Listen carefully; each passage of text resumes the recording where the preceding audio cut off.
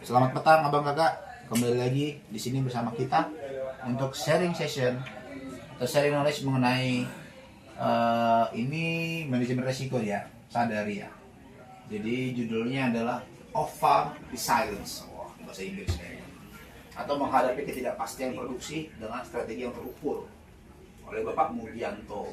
Kalau kita melihat dari konsepnya ini buah kopi sama kebun sawit ya ini. Kita coba cari hubungannya apa ini ya kan. Tengahnya daun teh ya kan. Nah itu menarik. Nah tujuan pembelajarannya ada 4 abang kakak. Pertama konsep dasar dan skenario internasionalnya apa. Yang kedua pemecahan titik krisis, yaitu memetakan titik krisis risiko di setiap tahap proses pengolahan. Yang ketiga adalah strategi pencegahan kerugiannya, dan yang keempat adalah K3, lingkungan dan energi, yakni memahami peran K3, pengelolaan lingkungan dan efisiensi energi dalam operasional. Oke.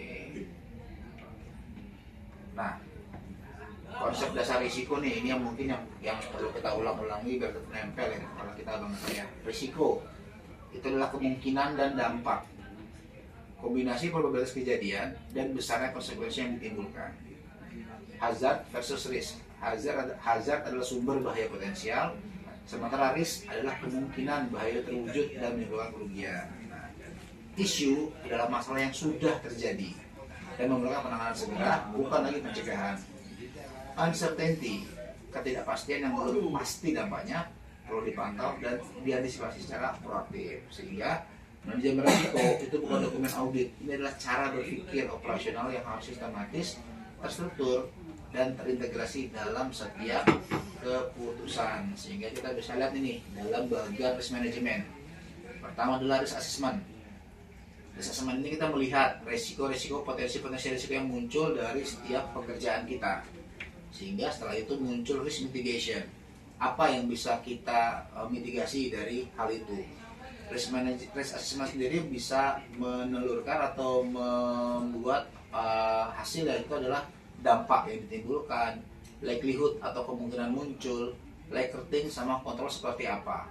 Nah dari risk mitigation kita bisa punya 2 cabang. Pertama adalah reporting, kemudian ada risk token. Nah kalau ini seperti tolerance ya.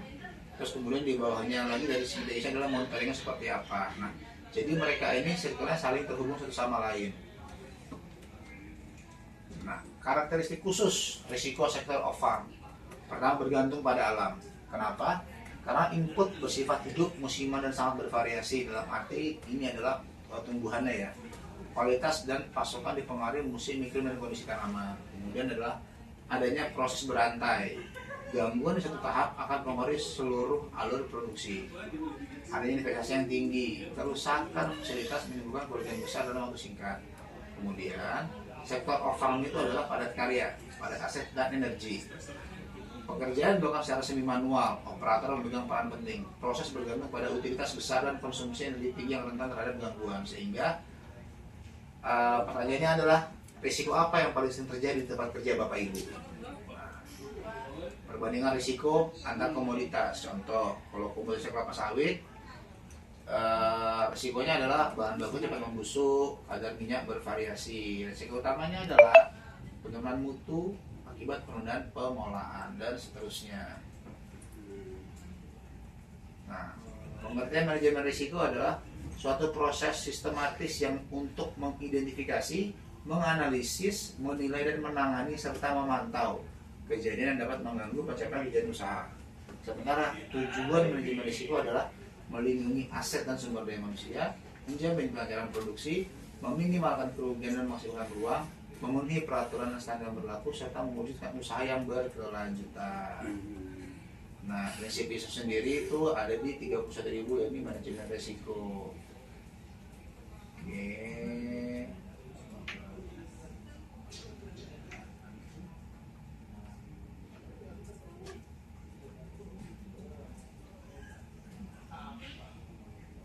Nah, ini ada beberapa strategi penanganan mitigasi atau preventive maintenance.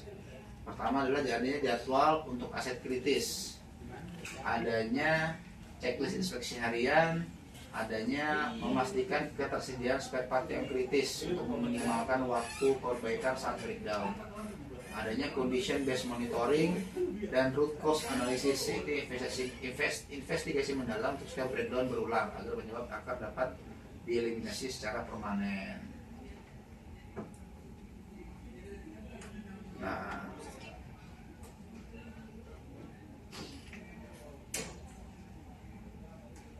jadi ya Bang Kakak, secara keseluruhan keberhasilan usaha tidak hanya ditentukan oleh hasil produksi yang melimpah, namun juga kemampuan kita mengelola segala kemungkinan yang dapat mengganggu jalannya usaha. Nah, mungkin dari paparan ini dari Bang Fadel, mungkin ada yang mau disampaikan Bang Fadel? Iya, paparan sangat menarik ya Bang. Memang kita tahu sendiri bahwa memang setiap pemateri yang ada di Sadari ini selalu memaparkan tentang setiap pekerjaan selalu ada risikonya. Ya, Dan ini kembali lagi sebagai merecall pelajaran sudah mengenai bagaimana kita memitigasi resiko, mengetahui resiko yang ada di tempat kerja kita, sehingga kedepannya usaha yang dilanjutkan ini bukan hanya melimpah, tetapi seperti yang kata-kata ini, kemampuan kita mengelola segala kemungkinan yang dapat mengganggu jalannya usaha agar operasional kita lancar. siap.